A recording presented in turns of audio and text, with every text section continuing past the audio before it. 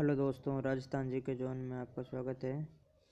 अगर आपने चैनल को सब्सक्राइब नहीं किया है तो आप सब्सक्राइब जरूर कीजिए, वीडियो को लाइक कीजिए। और आज हम प्रश्नोत्तरी नंबर 6 पर चर्चा करेंगे। कुछ 15-20 प्रश्न हैं, तो आप अपने मन में पहले आंसर सोच लीजिए कि इसका क्या आंसर होगा।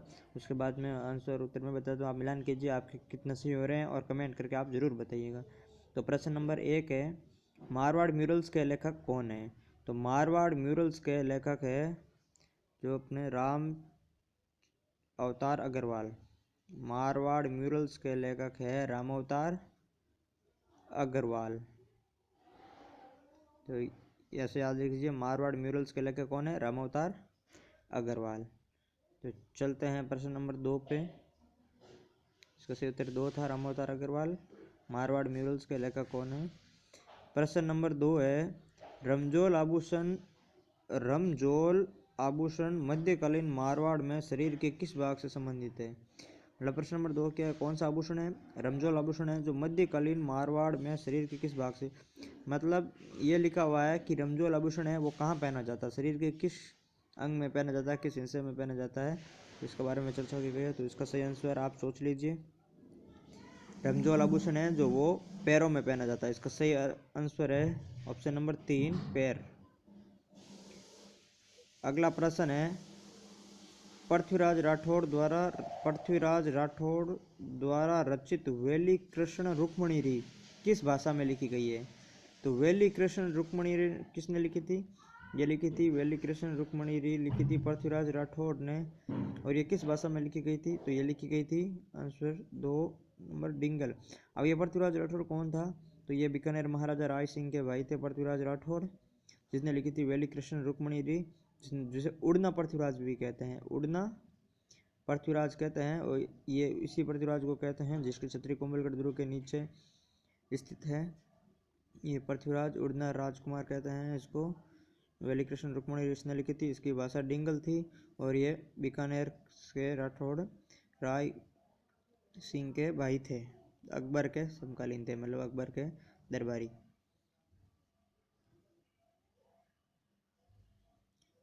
प्रश्न नंबर 4 है, गिद्दड़ नृत्य का संबंध किस स्थान से है? प्रश्न नंबर 4 है, गिद्दड़ नृत्य का संबंध किस स्थान से है?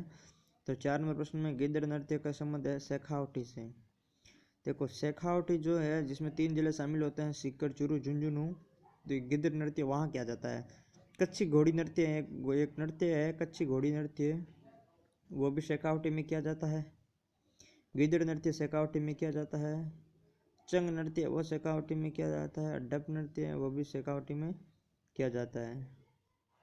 जबकि ढोल नृत्य है वो जालौर में किया जाता है। जो बम नृत्य है वो भरतपुर में किया जाता है। तो इसका सही आंसर है 2, शेखावटी। गिद्दड़ नृत्य का शेखावटी। प्रश्न नंबर 5 है, ओसिया के जैन मंदिर में, और जो ओसिया, प्रश्न नंबर 5 में क्या, जो ओसिया के जैन मंदिर है वो किस जिले में स्थित है? इसका मतलब है कि ओसिया किस जिले में स्थित है। जो ओसिया के जैन मंदिर है वो किस जिले में स्थित है? इसका मतलब है ओसिया किस जिले में स्थित है, तो वो है जोधपुर में।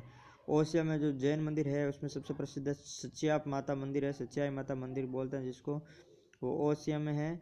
और ये है जो महामारू शैली में निर्मित है। तो ओसिया कहाँ किस जिले में स्थित है? जोधपुर जिले में स्थित है। तो इसका सही आंसर है D4, जोधपुर। और प्रश्न नंबर 6 है, दादू पंत का साहित्य किस भाषा में संग्रहित है?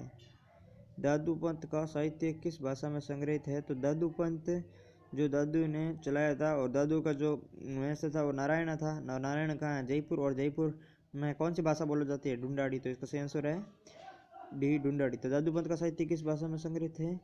ढूंढाड़ी।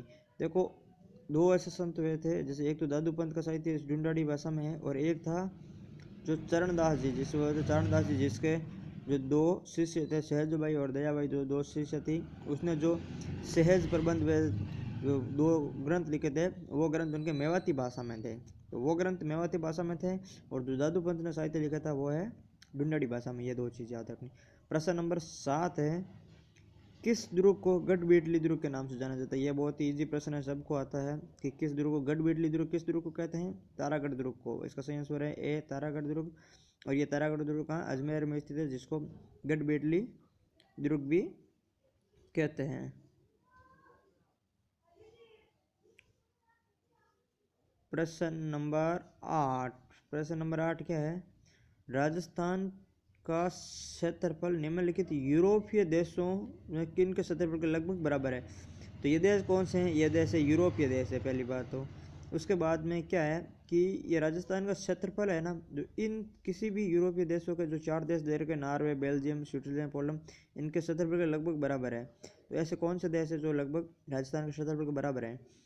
तो इनमें से सही आंसर है ए और ए, मतलब नॉर्वे और पोलैंड दो ऐसे देश हैं।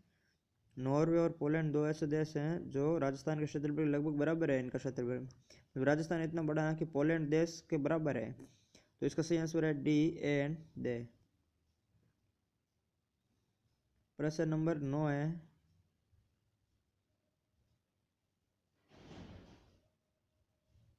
निम्नलिखित को सुमेलित कीजिए, नीचे दिए गए कोटों की सहायता से सही उत्तर का चुनाव कीजिए। तो प्रश्न नंबर 9 में क्या है, इनको सबको सुमेलित करना है। प्रश्न नंबर 9 में इन सबको सुमेलित करना है। तो इसका सही आंसर क्या होगा? सुमेलित किन को करना है? जैसे पहला है ए, उत्तरी अरावली को सम्मिलित करना है इनकी पर्वत चोटियों से। प्रदेश का नाम है अरावली की 3 प्रदेश है, उत्तरी, मध्य, दक्षिण, और यहाँ स्थित तीनों चोटियों का आपस में मिलान करना है। तो इन तीनों चोटियों में से उत्तरी अरावली की कौन सी चोटी है, ये हमें देखना है। तो उत्तरी अरावली होता है जहाँ झुंझुनू से लेकर जो जयपुर का पार्ट है वो आगे जो सीमा तक है वो उत्तरी अरावली होती है। झुंझुनू, जयपुर वगैरह ये ज़िले हैं जो दिल्ली तक, फिर भी तो उत्तरी अरावली है, रायसीना पहाड़ी तक। तो उत्तरी अरावली का भाग है ये 3 नंबर दे रखा है बानगढ़। ये बानगढ़ है अलवर में, ये बानगढ़ है अलवर दुर्ग, अलवर में है ये बानगढ़ दुर्ग। तो ये जो क्षेत्र है अलवर, ये उत्तरी अरावली में आता है। तो इसका ए में होगा तीसरा। तो ए में तीसरे में अब 2 ऑप्शन है।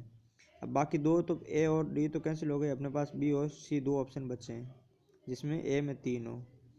अब देखते हैं अगली बार। ये मध्य अरावली, मध्य अरावली का मतलब है कि अजमेर और अजमेर मेरवाड़ा के आसपास का क्षेत्र। तो यहाँ पे ये सामने सीधा 2 नंबर दे रखा है तारागढ़। तारागढ़ जो पहाड़ी है, चोटी है, वो अजमेर में है। तो इसका सही आंसर है बे में 2। तो बे में 2 ये है, इसका मतलब सही आंसर हो गया बी। अब बच्चा है दक्षिण अरावली। दक्षिण अरावली में कौन सी चोटी है? तो ऋषिकेश दे रखी है दक्षिण अरावली में। ऋषिकेश सर्वाधिक ऊंची चोटी ऋषिकेश दक्षिण अरावली में है, 1017 है ऋषिकेश, तो दक्षिण अरावली में दे रखी है। तो इसका सही आंसर होगा बी, उत्तरी अरावली बानगढ़, मध्य अरावली तारागढ़ और दक्षिण अरावली ऋषिकेश। प्रश्न नंबर अगला है 10वां प्रश्न है। प्रश्न 10वां है, कौन सी नदी राजस्थान के आंतरिक अफवाह से संबंध नहीं है? राजस्थान की नदियों को 3 भागों में बांटा गया है। और राजस्थान के अफवाह तंत्र है उसको 3 भागों में बांटा गया। पहला बांटा गया है कि बंगाल की खाड़ी की तरफ जाने वाली नदियाँ, अर्थात बंगाल की खाड़ी में गिरने वाली नदियाँ। दूसरा है अरब सागर की ओर गिरने वाली नदियाँ, जैसे ये कोई राजस्थान है तो यहाँ से जो जो सहायक नदियों के तहत बंगाल की खाड़ी में जो नदियाँ जाएगी वो बंगाल की खाड़ी नदियों तंत्र में आएगा। और जो यहाँ से जो नदियाँ है वो अरब सागर की ओर आएगी, तो इनको नदियों को अरब सागर के में गिरने वाली नदियों के नाम से जाना जाएगा। और ऐसी नदियाँ जो सिर्फ राजस्थान के अंदर ही रहती हैं, कहीं किसी भी नदियों के मिलकर उनका जल विलुप्त हो जाता है नदियाँ राजस्थान में ही, उसको आंतरिक अफवाह तंत्र कहता है।